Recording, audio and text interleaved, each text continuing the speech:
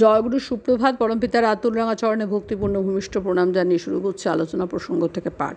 9 অঘ্রাণ 1355, বৃহস্পতিবার, ইংরেজি 25/11/1948। শ্রী ঠাকুর জ্যোতি আশ্রমের জন্য নির্ণীয়মান টিনের ঘরের নিচে বসে বাণী দিচ্ছেন। পরম পূজনীয় বরদা উপস্থিত ছিলেন। তিনি প্রসঙ্গত বললেন, প্রফুল্ল কান ঠিক হয়ে এসেছে শ্রী ঠাকুর। ওর কানটাই অন্যরকম, জন্মই এই কাজের জন্য।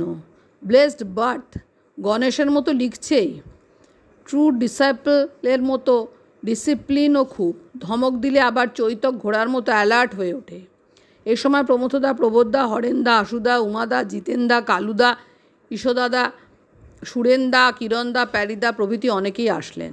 কথা প্রসঙ্গে শ্রী ঠাকুর বললেন, 3-4 তোলা কৃষ্ণতিল ও 4-5টা কাঠবাদাম একসঙ্গে মিহি করে লঙ্কা দিয়ে বেটে রোজ ভাতের সঙ্গে খেলে দাঁত ও স্বাস্থ্যের পক্ষে খুব ভালো।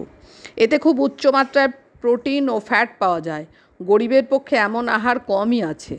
অবশ্য সব গরিব খেতে আরম্ভ করলে কি হবে বলা যায় না। খগেন তপাদারদার ঘর তৈরির কাজ পরিচালনা করেন। তিনি দেরি করে আসাতে শ্রী ঠাকুর বললেন, তুই এত দেরি করলি কেন? এইভাবে তো তুই মানুষ মাটি করবি।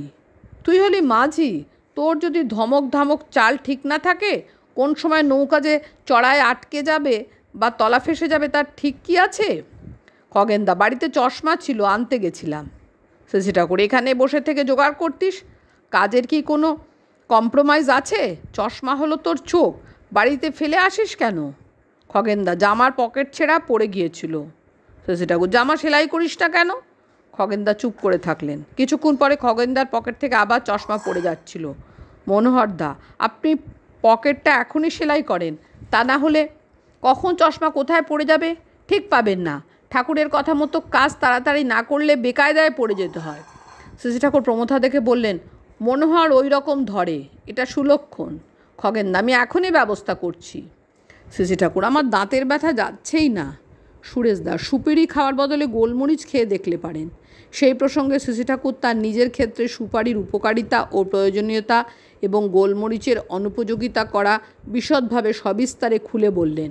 তারপর বললেন, কার কি প্রয়োজন, কার গলদ কোথায়, তার প্রতিকার কী, সেইটি ভালো করে ঠিক ঠিক বুঝে তেমনিভাবে যদি ওষুধ প্রয়োগ করার বুদ্ধিটা মাথায় গজায়, সূক্ষ্ম বিবেচনার সঙ্গে সব দিক নজর রেখে তেমন করে অনুভব ও অনুধাবন যদি করতে পারো, কার সিস্টেম কীরকম, কোনটা কার উপযোগী হবে, কিসে কী বিরূপ প্রতিক্রিয়া হবে না, সেইটি ধরে যদি ওষুধ দিতে পারো, তবে কাল থেকে তুমি বই দেখে ব্যবস্থা দিতে আরম্ভ করতে পারো।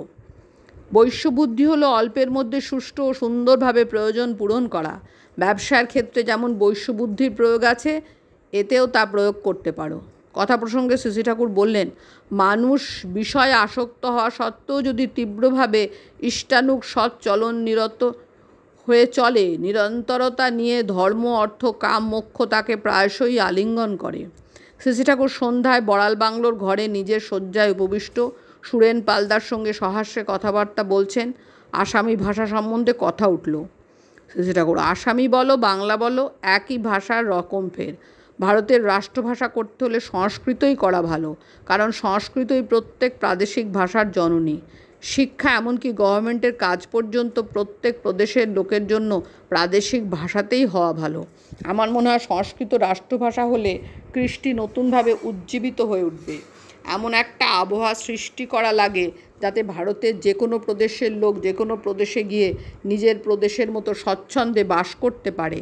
তা যদি না পারে, তবে পরস্পরের মধ্যে আত্মীয়তাবোধ গজাবে না, টুকরো টুকরো ছাড়া ছাড়া ভাব প্রবল হয়ে উঠবে।